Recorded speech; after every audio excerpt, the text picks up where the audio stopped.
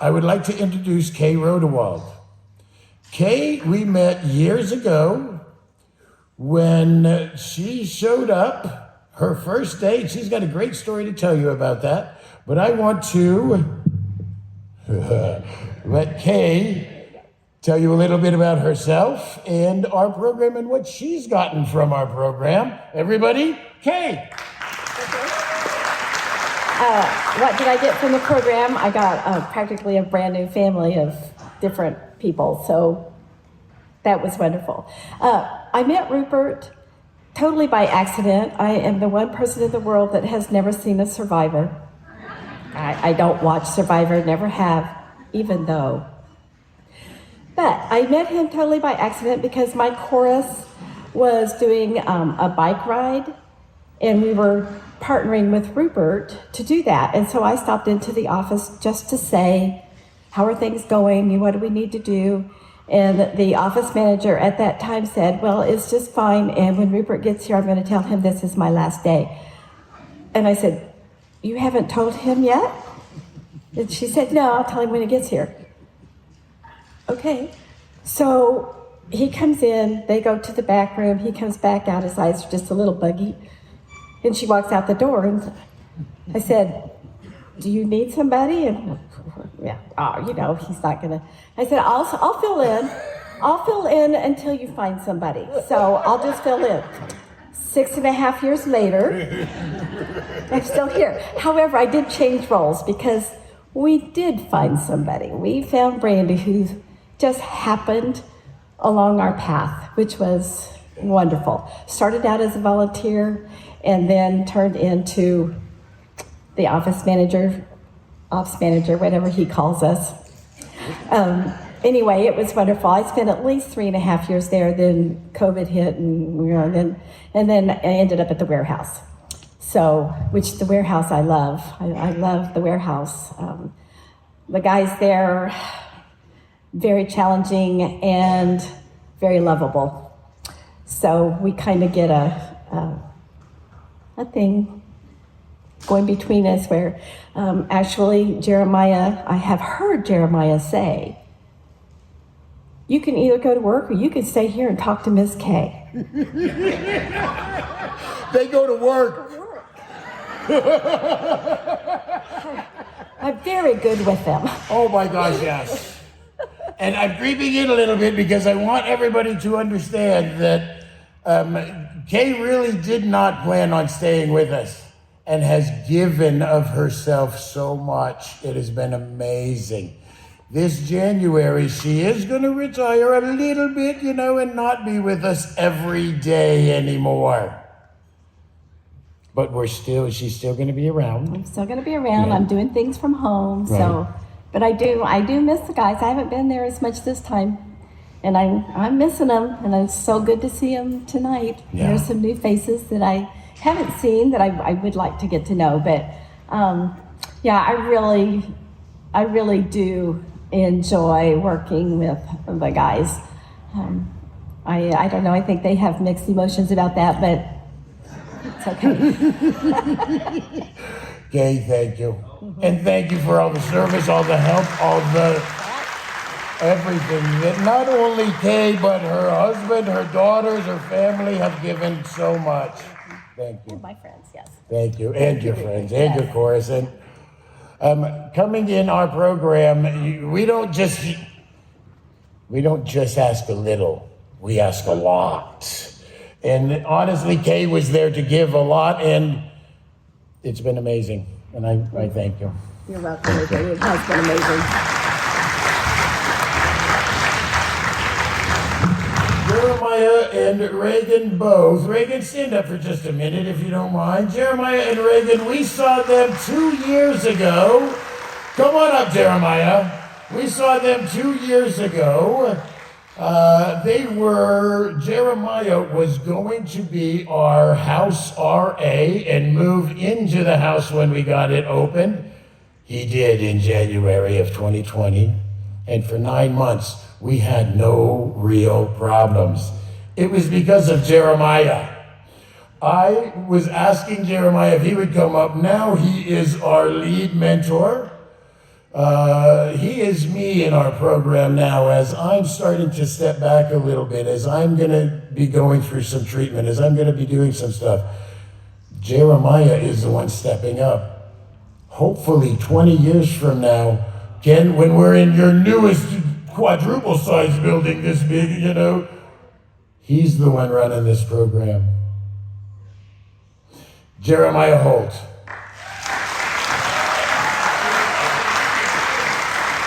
Thank you. I'd like to start thanking all you guys for all your support, all your help. Mount Comfort, you guys do a lot for us. All you volunteers, I mean, this place wouldn't be what it is today if it wasn't for all of you. So thank you. So a little bit about me. I'm here because I found Rupert's program, and it's changed my life dramatically. Beforehand, I wasn't in my kids' lives. Look, I got one up here with me right now. I can't get her off my side. And it wouldn't have been that way 4 years ago. I mean, I've been in and out of trouble, done a lot of dumb stuff, made a lot of bad choices. Then I got here, now I think I'm the wealthiest man in this room because I get to help other guys get their lives back together. And there's so much reward in that, and you can't ask for anything else in life. I don't care about money as long as I get to help these guys and my bills are paid. That's all that matters, and you guys make that happen, so thank you.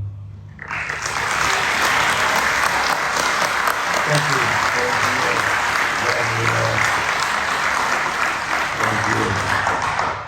Come on. Say hi. This next young man is not as young as some of our participants. He's got a little few years on him like I do. This next young man came into our program with community corrections saying, I don't know what the heck you're going to do with this guy. He's never been able to do anything but get in trouble. Todd, this is Todd. Todd, this is everybody. I would really like you first, just honestly, tell me your story. Tell me how you ended up coming to us. Well, I got incarcerated in February 2019. I ended up doing 13 months in the county jail and decided that wasn't my life no more. I wanted to change. So I got a hold of the people involved with Rupert, filled out the application, and got accepted to go to his house. So when I got released, there's a little iffies about it, and I had to spend the night out on the streets before I finally made it to his house. But I made it there. When I got there, I thought I was doing the right thing. I was a little hard-headed, had a setback. Rupert helped me get into a treatment center. I did 6 weeks in a treatment center, came back to his house. I've been clean and sober for over 6 months now, and I haven't looked back.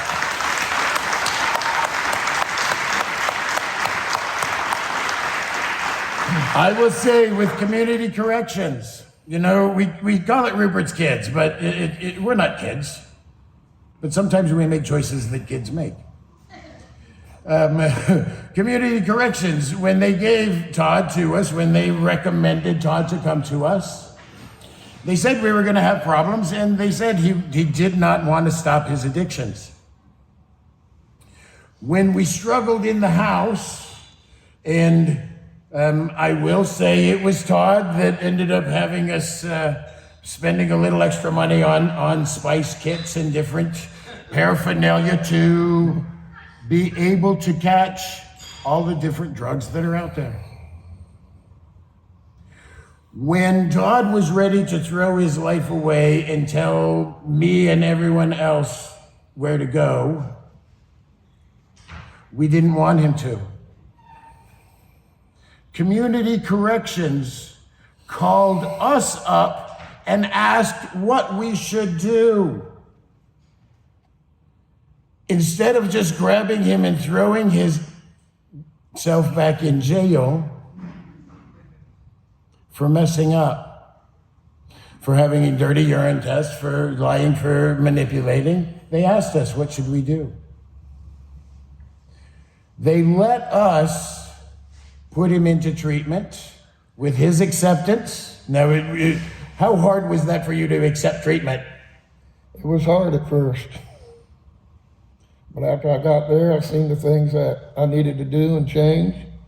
I mean, the staff and Rupert, they was fighting harder for my recovery than I was. And after I realized that, I seen that it wasn't right. They wanted me to be clean more than I did. So I went to the treatment center and I did all the work.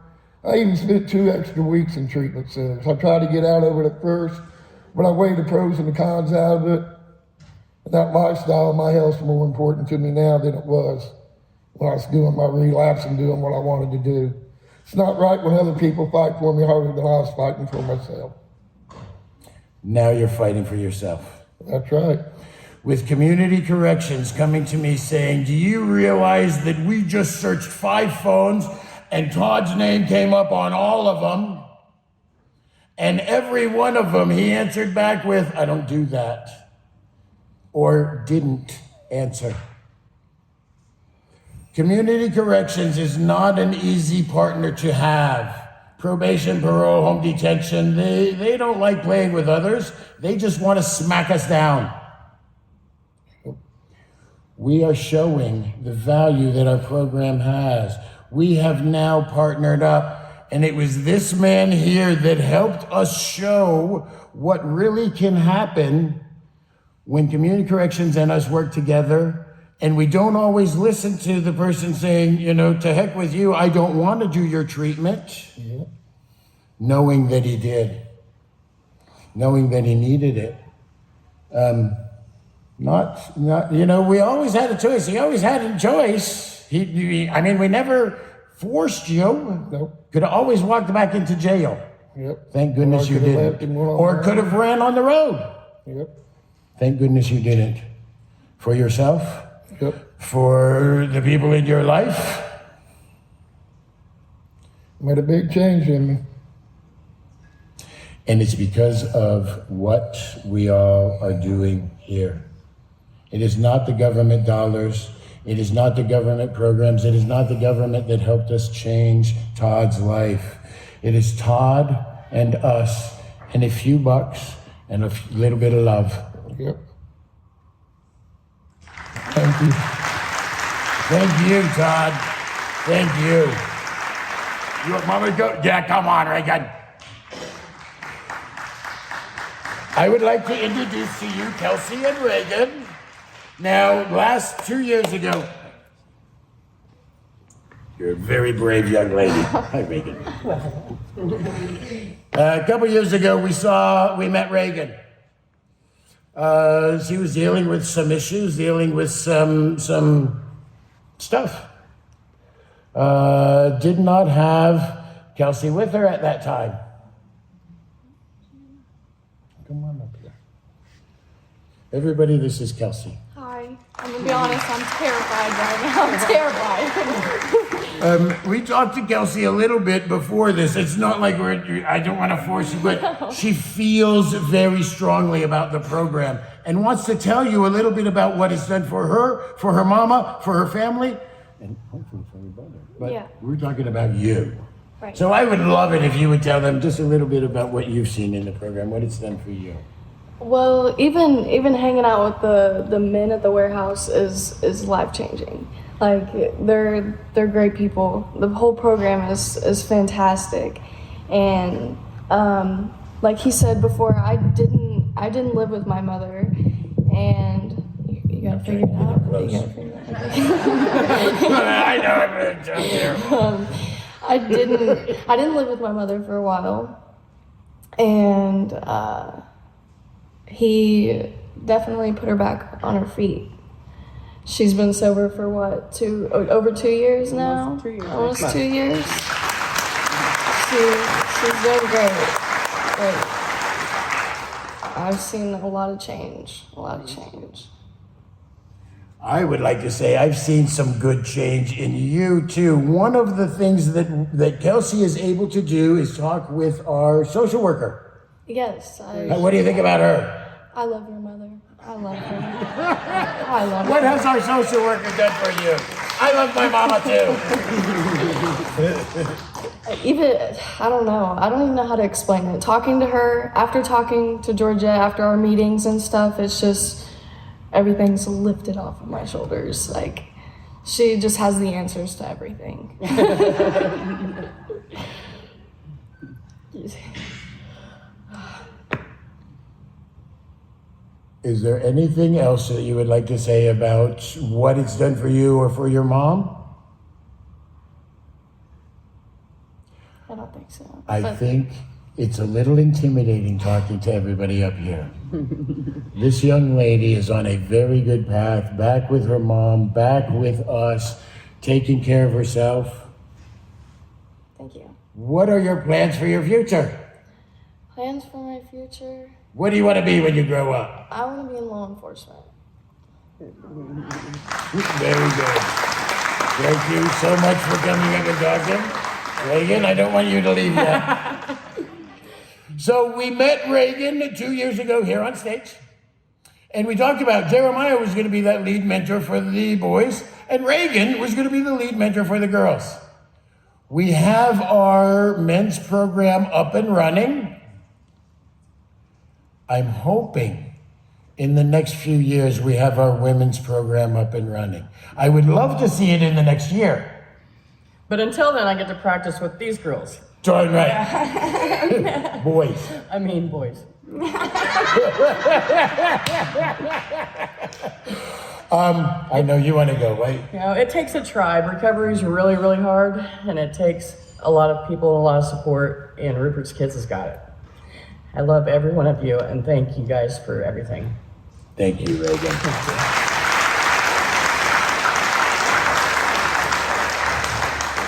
Being able to be a part of our warehouse, WHERE, where are you going? Where have you been? Where do you want to be? Back in the 80s, I worked in the institutions when we did warehouse people. And they'd sit for years. Our program, like I said, with partnering with community corrections, there needs to be true justice reform, true detention reform. If we continue to throw everyone in jail, how in the heck are we going to pay for that? More and more of us every day are retiring. There's not enough coming into the workforce to help pay for them all. $100 to $250 a day to lock someone up. Our warehouse, we charge $20 whole a day to live there.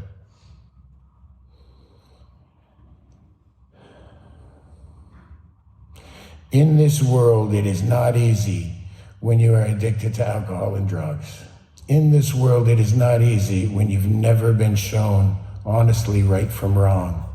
In this world, it's not easy when you're second, third, fourth generation of addicted, struggling, lost families. One of the things that is going on right now in my world, and my voice is starting to crack a little more now. I was diagnosed a couple 6-7 weeks ago with vocal cord cancer. Varicrucis, some stupid cancer. Terrified the heck out of me. I started realizing that, I'm not invincible anymore, and I'm not going to be around forever, and I can't help everybody. I want to make sure that when I am gone, we still have Rupert's Kids up and running. That's why I said I'm not joking. I pray that Jeremiah will still be around. I pray that these guys here, and guys we've never met, men and women, are still willing to give of themselves and give back to our program. We created a 12-bed facility and opened it January 8th of 2020. Spent over $125,000 of earned money, of money that you guys have given to us, of money we have earned, but no tax dollars. $25,000 of that went to property tax of our darn our warehouse, just to get the back taxes taken care of. To a community that begged us to come, but didn't give a penny of that back. We wanted to create a path for the nonviolent offender, the drug-addicted offender, that lost soul that can make it. I watched here in Marion County them spend $2 million plus creating a 20-bed facility, having hundreds of thousands of dollars a year for their budget, all from our tax dollars. That's not us. That's not the way to do it. We have about a $200,000 a year budget that we generate.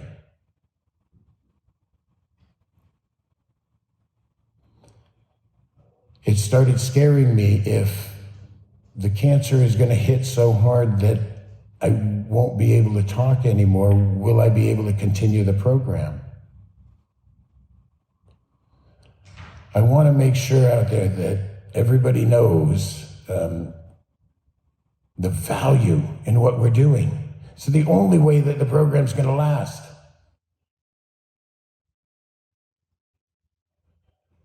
I don't really like thinking about my own mortality, but I've been forced to here lately. I don't think, and I know now, with the surgeon that I talked to just yesterday, the chance of me losing my voice quickly is very slim. They can go in with the lasers and start lasering out the cancer and still leave as much of the vocal cords as possible. I'll still have a voice. But I had started thinking about even being that guy that had to talk with the voice box externally, and how I would deal with life. I like my life. I like my world that we've been able to create, and I want to keep it going. Whether I can talk or not, it's going to stay. Whether I'm here or not, please, I hope it stays. The only way that we're going to be able to afford the jail system is if we stop locking everyone up.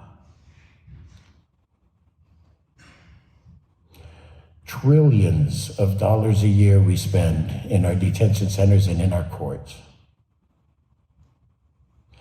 So January 8th of 2020, we opened our 12-bed facility. By February, we were 3/4 full. By March, COVID hits. We go into a shutdown.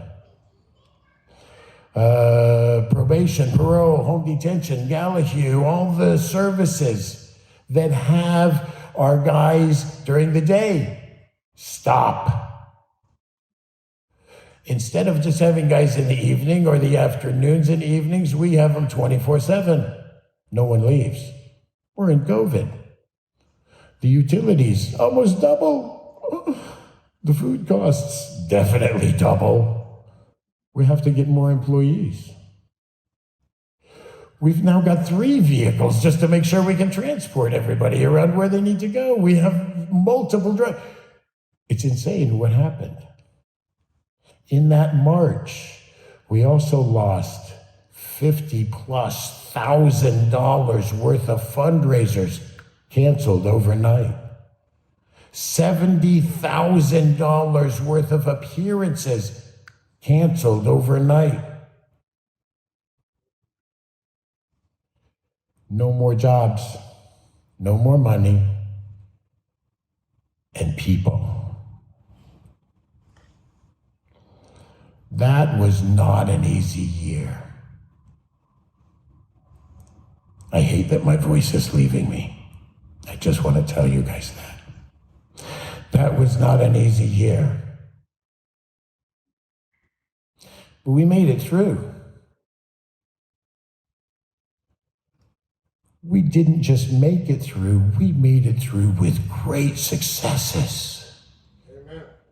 Like I said, we had Jeremiah move in there as our RA. In those first 9 months, my gosh, I can remember some great times there. We created a list of all the participants that we've had over the years in Shelbyville. In our house, even with the struggles that we've had, we're still running over a 50% success rate that has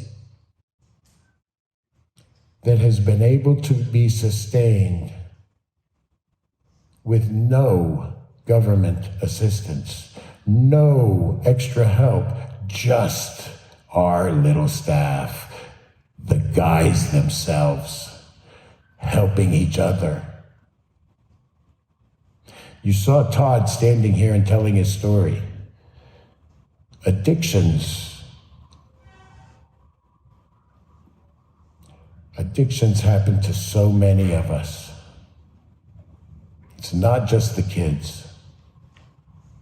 But when they happen, they affect all of us, including our kids. If we have that ability to help each other, my gosh, that's what we need to do. Yeah, I would love some water. My daughter takes care of me so well. Being able to be here, being able to be able to talk and to tell you guys what we're doing, I don't take for granted anymore. I want to say thank you to all the volunteers. Thank you to Bob Donaldson. Thank you to everyone that has made it easier on me this week, this month, this year, this night. I do thank you.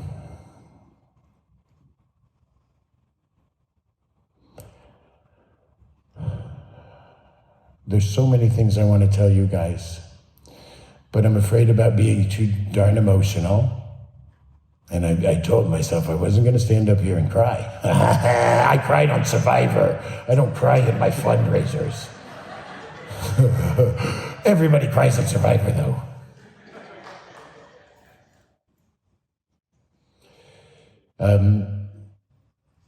It's been a wonderful night. It's been a wonderful almost 2 years of running our warehouse, showing where we're going and how we're going to get there. We're going to get there together. And it's you guys that are helping us get there. And I want to say thank you.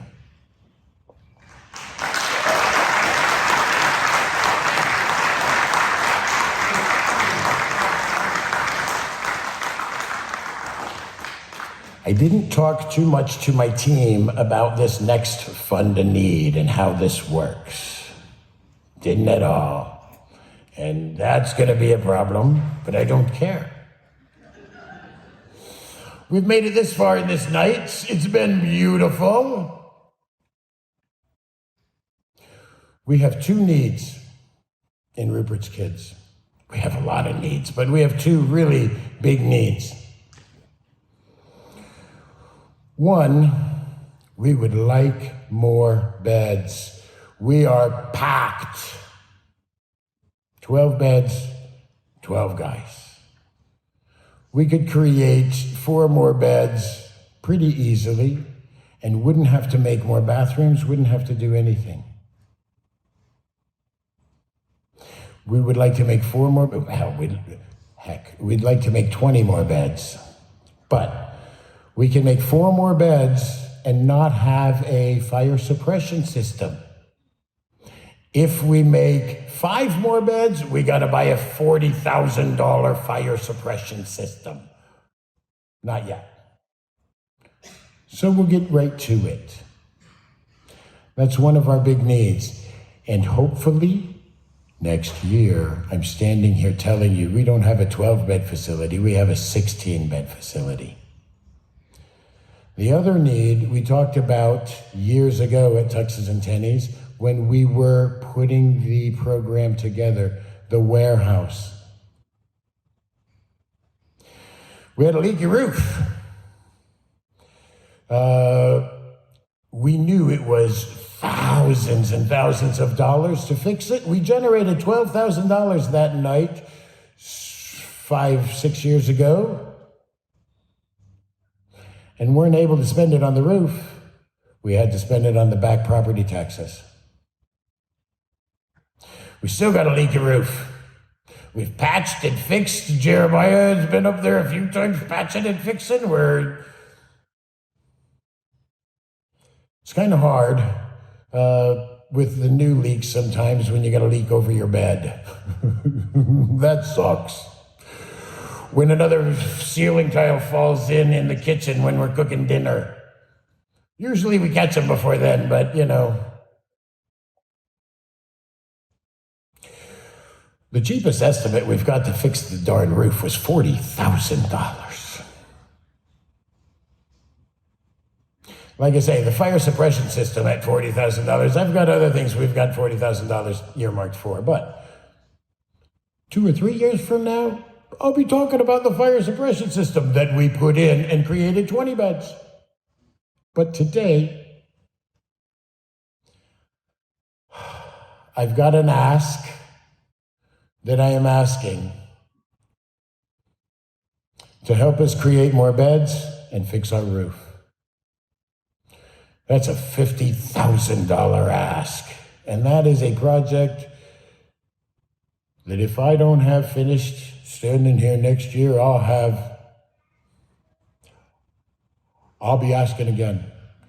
I'll have some good reason why, and we'll have some great stories about what we've had to spend our money on. But I hope to be standing here saying, we've got a new roof and we've got 16-bed facility.